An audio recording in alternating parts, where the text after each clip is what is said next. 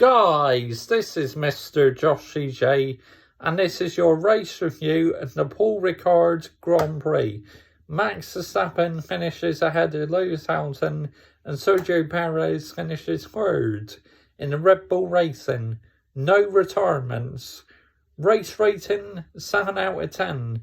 Probably the most exciting Paul Ricard Grand Prix I've watched so far, because usually this race is boring, but not this one. It was a very good Grand Prix. And today, Red Bull pulled a masterclass on Mercedes. Mercedes took too long to react, and that's how Max Verstappen was able to pass both Mercedes, because both their tyres were done. They were on the hard tyres, but they were so worn out, Max was able to take full advantage. And when Max passed Lewis, it didn't look like Lewis even bothered trying to defend it, because he knew Max would get the move done, and he did.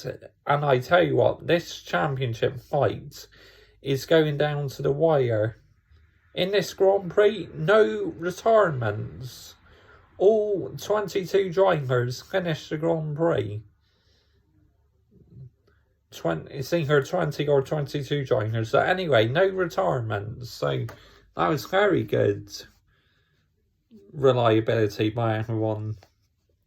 But Max Verstappen's just, I mean, the way Mercedes, like, it was even a good pit stop. You know, Mercedes did a better pit stop than Red Bull, but Red Bull still managed the overcut, and Max Verstappen was able to come out ahead of Lewis Hamilton. It's just brilliant by Red Bull.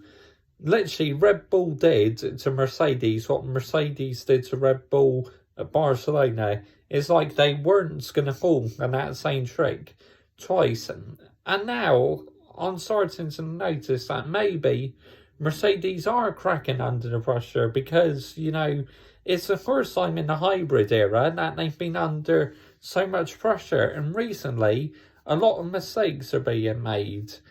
That's what Nico Rosberg was saying at the end of the Grand Prix. George Russell, P12 in the Williams. You know, that is impressive. A horrible race for Ferrari. Leclerc 11th and Carlos Sainz 16th, I believe. So a race again for Ferrari. Looked like they just got their strategy completely wrong. And back on normal racetracks, it looks like Ferrari are definitely back to reality, where they just do not turn the pace. On street circuits, they were good, but normal racetracks are a completely different story. Absolutely, 100%. But Perez, he did a good job at passing Valtteri Bottas. But Mercedes said to Lewis Hamilton, good drive, Lewis. This one was on yesterday. You know, Mercedes are taking responsibility for not making the two-stop strategy. But even if they did the two-stop strategy, they would have come out behind the Red Bull still. So they had to take a roll on the dice and hope the tyres last. But unfortunately, they didn't. And Max Verstappen was able to pass Lewis Hamilton and win the Paul Ricard Grand Prix, which this championship battle, wow, I am relishing it. I welcome it. F1 fans have wanted this for a long time. Someone going wheel to wheel with Lewis Hamilton in a championship battle. And Red Bull winning at Paul Ricard today is a massive statement. It really is. But it all comes down to who wants it the most, out of Max Verstappen or Lewis Hamilton. It just depends on reliability and how both drivers drive their cars. But my goodness me, I am really enjoying this battle. And finally, Red Bull got a second driver who can take the fight to Mercedes. Red Bull extend their lead in the Constructors' Championship, and Max Verstappen extends his lead in the Drivers' Championship. But there is 16 races left. This is far from over.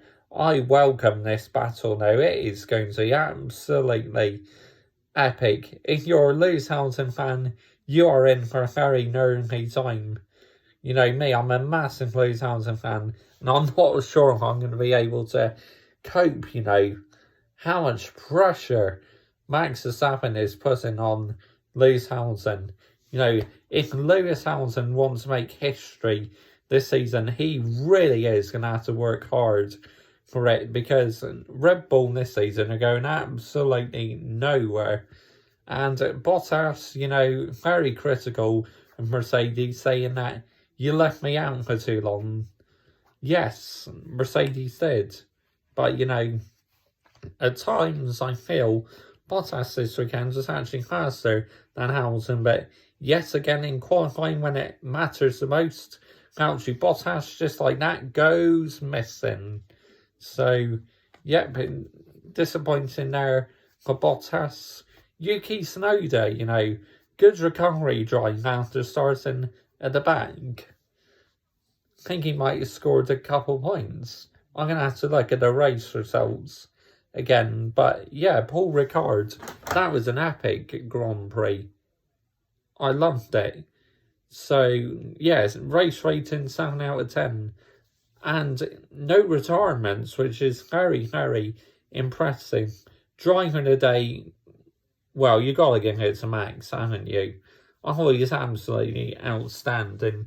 You know, he even made that mistake at the start of the race where he ran wide and gave Lewis Hamilton the lead, and then did the overcut on Mercedes and got ahead of Lewis Hamilton. And then obviously Verstappen pitted, Hamilton back in the lead, but then with 2 laps left, Max Verstappen just was able to keep his tyres in good condition, and he got the job done. Up into P1, so he extends his championship lead. Yep, we're off to Russia next, and then the week after be Austria.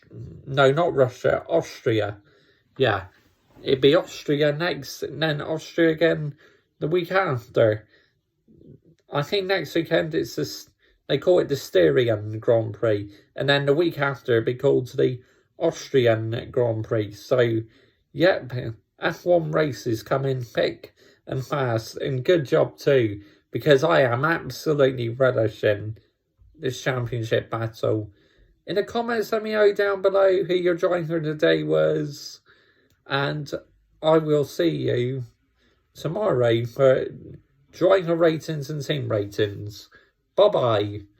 Wow, what? Strap yourself in. We are in for an epic, epic championship battle. Bye-bye.